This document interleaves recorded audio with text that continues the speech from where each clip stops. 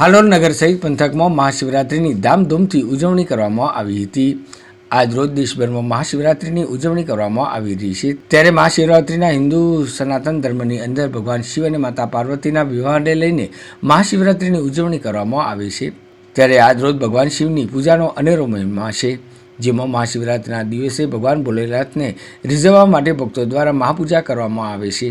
ભગવાન ભોલેનાથ પર દૂધ, પાણી, બીલીપત્ર સહિત અન્ય સામગ્રી ચડાવી ભગવાન ભોલેનાથને રીઝવવાનો ભક્તો દ્વારા પ્રયાસ કરવામાં આવે છે। આજની પૂજાનો એક અનેરો મહિમા ગણવામાં આવે છે। આજ રોજ જે ભક્તો દ્વારા સાચા મનથી ભગવાન ભોલેનાથની પૂજા અર્ચના કરવામાં આવે છે, તેમની મનોકામના ભગવાન ભોલેનાથ પૂર્ણ કરે છે। જ્યારે હાલોલ નગરના તળાવ કિનારે આવેલ શ્રી સારણેશ્વર મહાદેવ મંદિરથી સાંજે 4 કલાકે ભગવાન ભોલેનાથની પાલખી યાત્રા નગરમાં પરિભ્રમણ કરશે, જેમાં મોટી સંખ્યામાં શિવ ભક્તો ઉમટી પડશે અને ભગવાન ભોલેનાથના ચરણોમાં શીશ ઝુકાવી ધન્યતા અનુભવશે।